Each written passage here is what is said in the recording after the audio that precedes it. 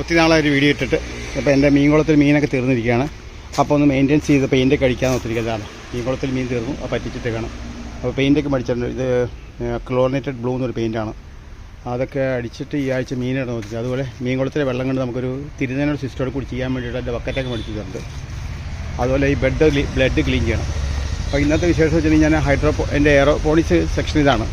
ഇവിടെ നമുക്ക് ഹൈഡ്രോപോണിക്സ് ഉണ്ട്, അതിനകത്ത് എയറോപോണിക്സ് ചെയ്തിട്ടുണ്ട്, വെർട്ടിക്കൽ ടവർ ചെയ്തിട്ടുണ്ട്, പിന്നെ ഡച്ച് ബക്കറ്റ് ചെയ്തിട്ടുണ്ട്.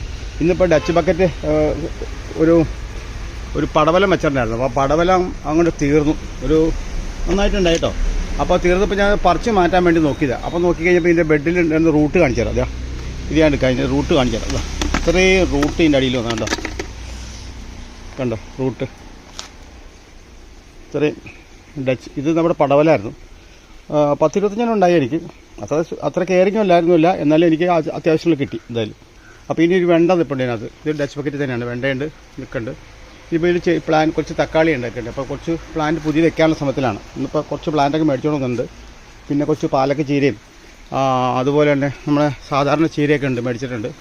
പിന്നെ നമ്മുടെ എയറോപോണിക്സിൽ തക്കാളി ഉണ്ട്. തക്കാളി കൂടാതെ ഞാൻ ഉരുളൻകിഴങ്ങ് വെക്കാൻ വേണ്ടിയിട്ട് ഞാൻ മുളക് ഇട്ടിട്ടുണ്ട്, മറ്റേ ഉള്ളി വെച്ചിട്ടുണ്ട്. ഇത് പാലക്ക ചീരയുണ്ട്, അതുപോലെ സാധാ പച്ച ചീരയുണ്ട്, മറ്റേ ചുവന്ന ചീരയുണ്ട്, വേണ്ട കുറേ തൈയൊക്കെ മേടിച്ചിട്ടുണ്ട്. അപ്പോൾ അതൊക്കെ വെച്ചൊന്ന് സെറ്റാക്കാൻ വന്നിരിക്കുക.